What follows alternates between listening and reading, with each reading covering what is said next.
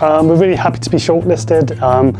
We got the Welsh words on the outside of the building long before we heard about the Eisteddfod, just because we like to support Welsh culture and the Welsh language.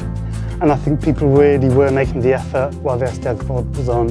And I feel like afterwards there has been a desire to continue that on. There are quite a few different kind of clubs and groups now that are practicing Welsh that, learning Welsh that weren't there before.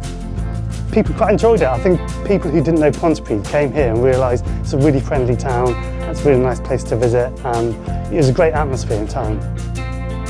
I'm not surprised really that my wife was shortlisted. The amount of work and effort she puts into her windows and obviously into trying to include everyone. Every customer comes in here and comes out to you with a nice smile on their face, and that's sort of what we wanted to achieve really, and we're happy that we could support the Eisteddfod really.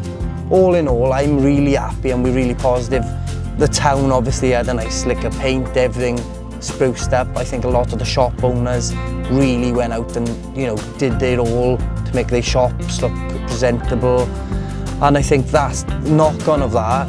Christmas time, it was almost identical. All the shops put the same effort in as they did for the Eisteddfod, and that could only benefit, future generations.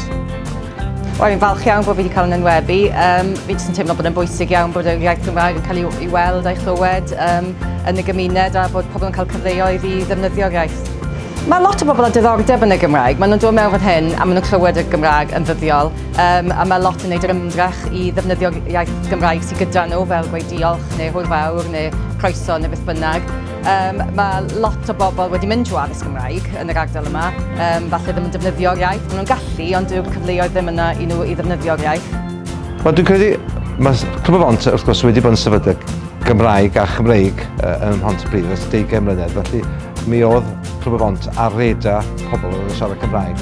Ond yn ystod wrthnos y Steddfod, wrth gwrs, trwy rhagyrwyddo, cael enw y clwb allan genedlaethol, mi oedd y sicr yr enw yma fel lle i fynychu ar ryw bwynt yn ystod wrthnos. Felly oedd hi'n wrthnos hynod brysur a llwyddiannus iawn i'r clwb.